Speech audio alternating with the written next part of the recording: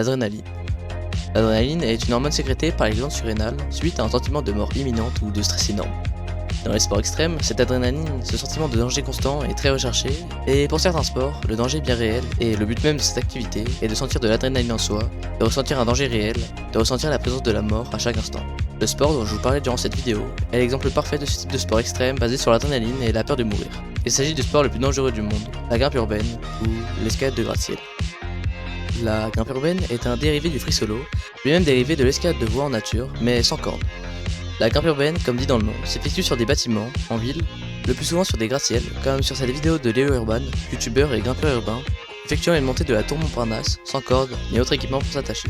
La grimpe urbaine a pour but principal de sécréter de l'adrénaline, de retrouver cette peur de la mort présente à chaque instant, cette sensation perdue dans nos sociétés remplies de sécurité. Il est donc nécessaire de réfléchir à chacun des mouvements, pour ne pas perdre la vie dans une nouvelle ascension incroyable, de jouer constamment avec la mort pour mieux se sentir vivre. Mais la grimpe urbaine a aussi quelques légendes, quelques monuments rêvés de l'escalade urbain, quelques objectifs lointains de chaque grimpeur de gratte-ciel, et aujourd'hui, le monument dont je vais vous parler tout le long de la vidéo fait partie de ce groupe de bâtiments escaladés seulement par l'élite des grimpeurs. Bref, installez-vous et préparez le popcorn, car aujourd'hui je vais vous parler du défi ultime de la grimpe urbaine, la Tour Eiffel.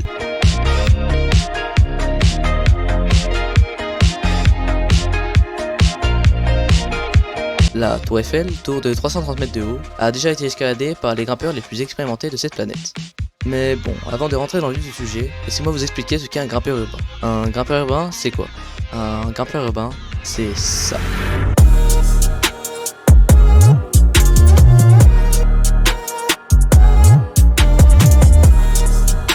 Devenir grimpeur urbain, ça commence par un ennui constant, puis un jour tu tombes sur une vidéo ou un post d'escalade urbain, et tu fais tes recherches, t'es intéressé et tu regardes de plus en plus de ce type de contenu. Au bout d'un moment, l'envie te vient de commencer toi aussi l'escalade de bâtiments. Mais bon, t'as pas encore le niveau pour escalader de grands buildings comme les mecs sur YouTube ou Instagram, alors tu te penches sur quelque chose d'un peu plus petit et plus facile à grimper, une grue.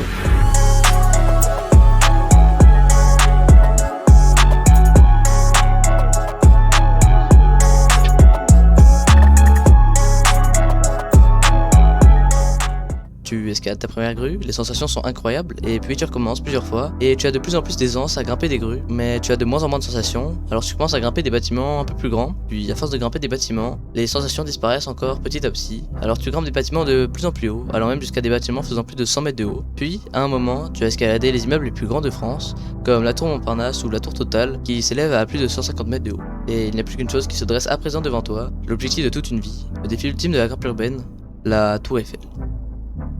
Pour un petit peu de culture, la Tour Eiffel a été construite entre 1887 et 1889. Elle a été inventée par l'ingénieur Gustave Eiffel pour figurer à l'exposition universelle qui célébrait le centenaire de la Révolution française. La tour a été inaugurée le 31 mars 1889 et est depuis devenue l'un des monuments les plus emblématiques au monde. Cette structure métallique fait 330 mètres de hauteur et pour grimper à un monument de cette taille-là, il faut de la volonté et il en faut même beaucoup. Ce monument est un des bâtiments les plus surveillés au monde, mais cela n'arrête pas et n'arrêtera pas pour autant les grimpeurs urbains de la gravir pour y ressentir cette peur de la mort tant recherchée, ressentir des émotions à une échelle folle, et se sentir vivre comme jamais personne ne l'avait senti ainsi. Ces sensations incroyables de liberté et de vie sont le but même de ce sport extrême, et le pratiquer sur des monuments symboliques de la grimpe urbaine rend les sensations encore plus folles. Ces sensations amenant les grimpeurs à escalader des bâtiments de plus en plus haut n'est pas la seule raison à ce sport. Et il y a aussi une raison artistique, et plus précisément, une raison photographique. Ces ascensions sont aussi le moyen de transmettre des émotions fortes à travers une image, de faire vivre ce que l'on a vécu grâce à une photo prise durant cette grimpe incroyable, et d'immortaliser un moment hors du commun, un moment que seules quelques personnes sur Terre vivront. Mais l'ascension de la Tour Eiffel est plus qu'une simple ascension de bâtiment. Ce monument symbolique dans le monde de l'escalade urbain est un passage de simple grimpeur d'immeuble à un des rares grimpeurs ayant escaladé la Tour Eiffel, le bâtiment le plus haut de France, un grimpeur qui restera dans les annales. Toutes ces raisons font que la Tour Eiffel est l'objectif encore lointain de beaucoup de grimpeurs urbains et que c'est un des monuments symboliques de l'escalade urbaine. Mais grimper la Tour Eiffel n'est fait que par les grimpeurs car, peut-être un peu par sa hauteur aussi, ouais. Mais aussi, comme dit un peu avant, c'est l'un des bâtiments les plus protégés et les plus surveillés au monde. À chaque instant de la grimpe, vous pouvez vous faire attraper, vous n'êtes qu'à quelques mètres de l'escalier de secours, à quelques mètres des probables gardes, à quelques mètres d'une probable arrestation. S'ajoute à ça le nombre incalculable de caméras sur la structure et les grillages et chiens de garde à l'entrée, évitant un maximum l'intrusion dans le monument. pour réaliser une intrusion sans problème dans l'un des bâtiments les plus sécurisés du monde, il va falloir, la veille, prendre un billet et faire une virée à la tour Eiffel pour repérer toutes les caméras, savoir d'avance où sont les passages des gardes, quelle face grimper, où se trouvent les chiens de garde, où sont les grillages, où ils ne sont pas, quel passage prendre pour être le plus discret possible et être fondu dans la nuit, dans le flou ambiant, noir et complet des ténèbres. Et encore, même après ça, c'est pas complètement sûr de réaliser une ascension sans pépin, sans rencontre avec les gardes qui signifieraient un retour à la case départ.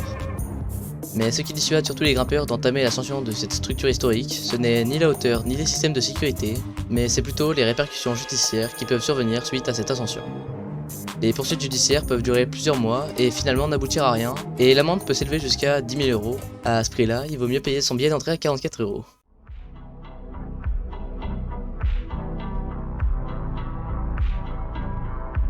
Ce sport extrême, où la recherche de la sécrétion de l'adrénaline est le but même du sport, est facilement l'un des sports les plus dangereux du monde, et je ne vous conseille pas de reproduire les actions que vous avez vues tout le long de la vidéo chez vous. Ce sport est pour moi l'un des plus dangereux du monde, mais ce n'est que subjectif, et à chacun le loisir de se construire son propre avis sur le sujet. Voilà, c'est déjà la fin de cette vidéo. Si elle vous a intéressé, ou juste si vous avez appris quelque chose de nouveau en la regardant, n'hésitez pas à me soutenir car je compte bien produire de plus en plus de vidéos, et des vidéos de plus en plus qualitatives.